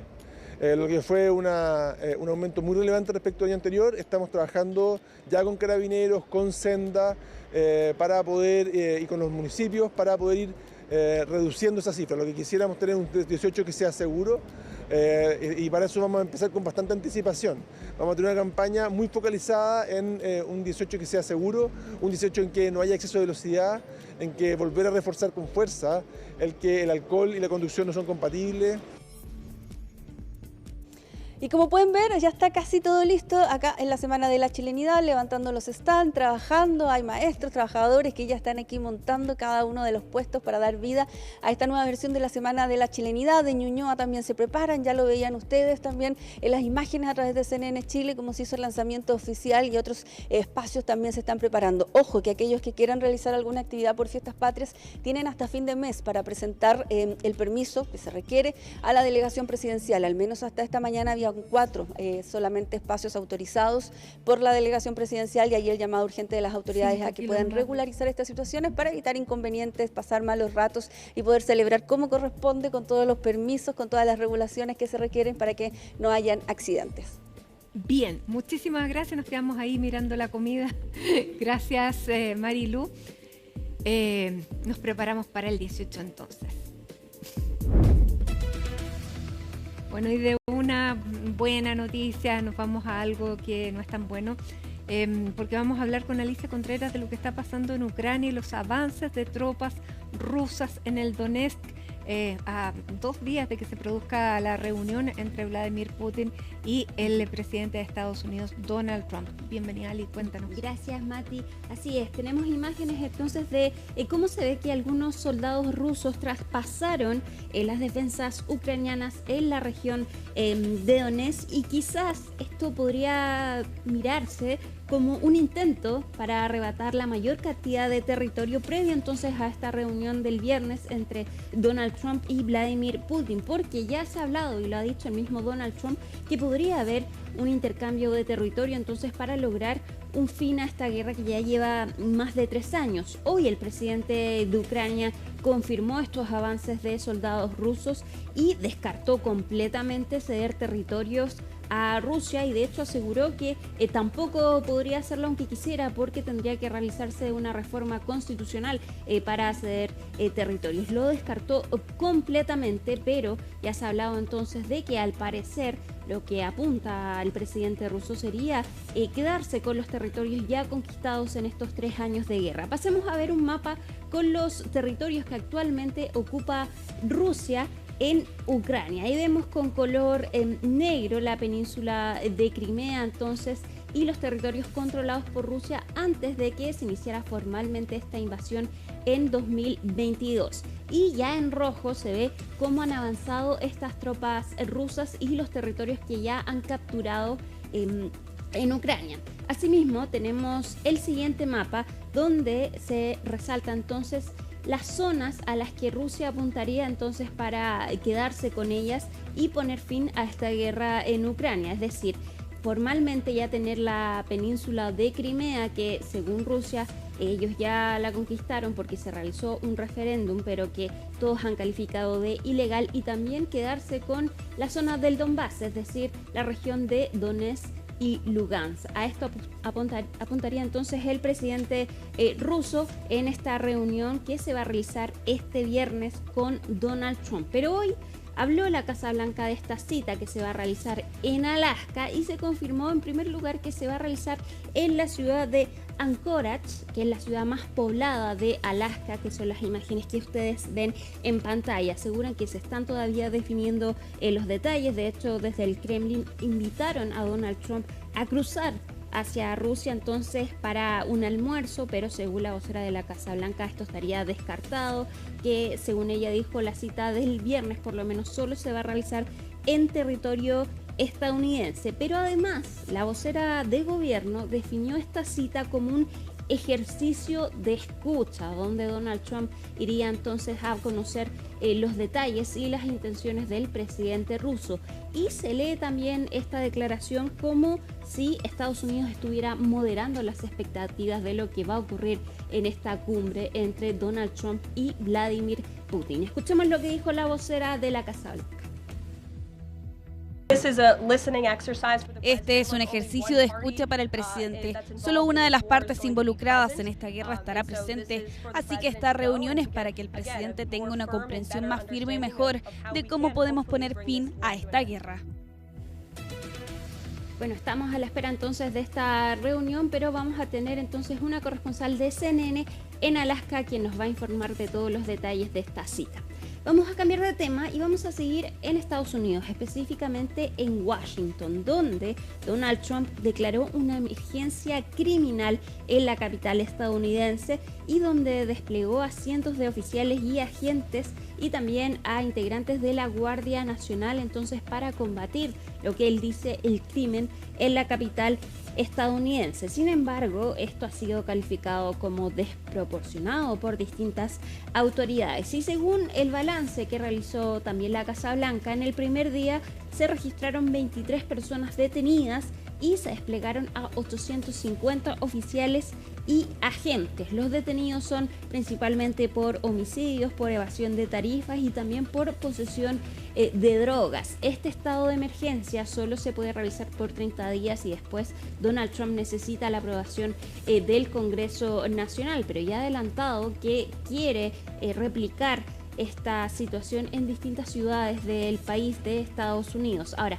Donald Trump también habló de la cifra de homicidios en Washington y aseguró que es más alta que ciudades como Bogotá y Ciudad de México. Revisemos primero lo que dijo Donald Trump ayer al declarar entonces esta emergencia en Washington. The murder rate in Washington today is higher than that of Bogotá, Colombia, Mexico City, some of the places that you hear about as being the worst places on earth, much higher. This is much higher.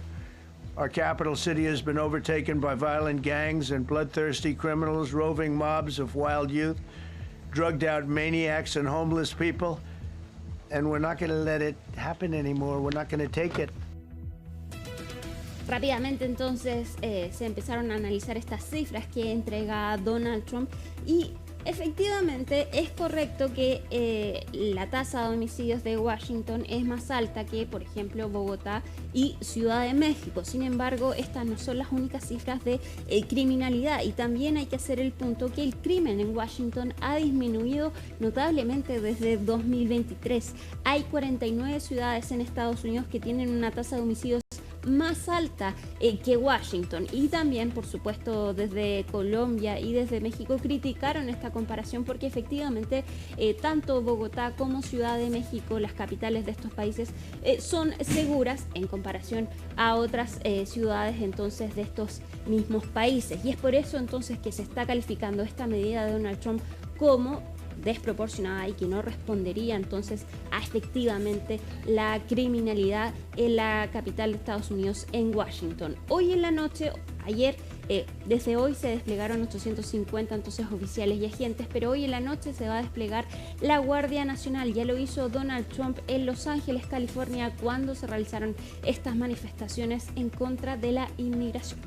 Vamos a cambiar de tema y nos vamos ahora a Israel, porque en Tel Aviv se siguen registrando manifestaciones en contra de la decisión del primer ministro Benjamín Netanyahu de controlar la franja de Gaza, la ciudad de Gaza. La manifestación que ustedes ven en pantalla es de personas que están protestando afuera de donde se cree se están alojando los líderes de la Fundación Humanitaria de Gaza, fundación que está a cargo entonces de la entrega de ayuda humanitaria en el enclave palestino y que ha sido fuertemente cuestionada y criticada, y también donde se han registrado muertes alrededor de los puntos de distribución de ayuda humanitaria de parte entonces de esta fundación. En Tel Aviv también se han registrado manifestaciones hoy, por ejemplo, de veteranos quienes exigen el fin de la guerra y la liberación de los rehenes. Y mientras esto ocurría, en paralelo, Benjamín Netanyahu, que es el siguiente apoyo,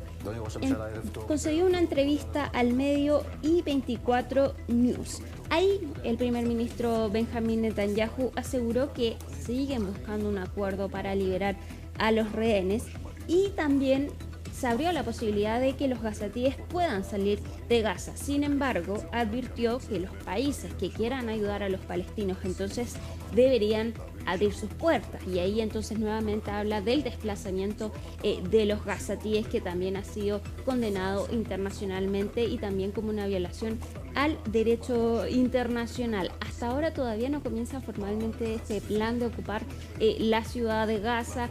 Benjamín Netanyahu está sufriendo la presión desde la comunidad internacional, desde las organizaciones humanitarias y también al interior de su país por este plan entonces para controlar la ciudad de Gaza, pero al parecer no está dando pie atrás entonces en esta propuesta que aprobó también el Gabinete de Seguridad de Israel. Nos vamos a Colombia porque ayer les informábamos de la muerte del senador Miguel Uribe Turbay 2 meses después de que sufriera este atentado en medio de un mitin político. Se está realizando a esta hora su velatorio en el Congreso Nacional de Colombia. Hasta ahí llegaron familiares a despedirlo autoridades, y también se vio un momento muy impactante donde el padre de Miguel Uribe Turbay se da un abrazo con la viuda del senador y también precandidato presidencial. Ahí vemos al padre de Miguel Uribe y de blanco, camisa blanca, llega después la viuda de Miguel Uribe Turbay, donde se dan un abrazo largo y que fue bien llamativo. Hasta el miércoles se va a realizar este velatorio del senador colombiano, representante también de la derecha. Ahí en las imágenes ven entonces a la esposa de Miguel Uribe. Un mensaje dramático cuando muere Miguel Uribe y le dice algo así como que yo termino la tarea con mis hijos y con nuestros hijos y nos reencontraremos. No, terrible. Fue ella quien precisamente confirmó la muerte de Miguel Uribe y no hay que olvidar, ahí vemos el abrazo que les decía que es bien conmovedor, esa es la palabra, es bien largo y de hecho en ese minuto donde ocurre este abrazo hay un silencio en el Congreso Nacional, entonces en medio de este velatorio de Uribe, que no hay que olvidar, su mamá también fue asesinada, fue secuestrada y asesinada en medio de un operativo de rescate. Su abuela también, la abuela de Miguel Uribe, hace un mes también fue velada en el Congreso Nacional porque ella fue ex primera dama de Colombia. Escuchemos lo que dijo precisamente la viuda de Uribe entonces en medio de su velatorio. Para el país se fue un hombre maravilloso que soñaba con la paz y la unión de Colombia, que soñaba con un país donde ningún niño repitiera la historia que hoy su hijo está repitiendo. Romper una familia es el acto de violencia más horrible que se pueda cometer jamás. Y debe haber justicia, no solo por Miguel, sino por una Colombia entera que merece vivir en paz. Y recuerden, en los corazones de quienes amamos a Miguel, lo conocimos y recibimos su legado, solo debe haber unión, paz y amor. No hay que olvidar que en 10 meses más son las elecciones presidenciales en Colombia. Y vamos a terminar en India, donde el Tribunal Supremo ordenó la captura inmediata de todos los perros callejeros en la ciudad de Nueva Delhi. Ahí se cree cerca de 300.000 perros callejeros en esta ciudad de cerca de 60 millones de habitantes y se han registrado en el último tiempo ataques mortales de estos perros. De hecho, varios niños han muerto debido a los ataques de estos perros callejeros y también han muerto por casos de rabia de estos mismos perros. De hecho, ahí se ve entonces cómo ya las autoridades están comenzando la captura de estos perros callejeros y se registran entonces manifestaciones en contra de la decisión del Tribunal Supremo de India. Se obliga además el Tribunal Supremo en esta orden a crear refugios entonces para recibir a estos animales. Sin embargo, distintas organizaciones animalistas y también figuras del espectáculo de India han criticado esta decisión porque aseguran que es imposible crear refugios tan rápidos para la cantidad de perros callejeros que hay en la ciudad. Y también aseguran entonces que esto contradice las normas que tiene India, que obligan entonces a acoger a estos perros, vacunarlos y después volver a dejarlos en su lugar de origen. Es un problema grande el que tiene India con los perros callejeros, pero esta medida del Tribunal Supremo de todas maneras ha sido cuestionada por distintas organizaciones dentro de India, pero también asimismo valorada, por ejemplo, por el gobierno debido a estos últimos ataques mortales entonces de perros callejeros. Mati. Bien, muchas gracias, Alicia. Esperamos mejores noticias para mañana. Voy a intentar traer algo, terminar con algo más esperanzador. Muchas gracias y nos vemos mañana. Despedimos así esta edición de Hoy es Noticia en este martes 12 de agosto. Nos vamos con imágenes de la capital. Que tengan una muy buena tarde y hasta mañana.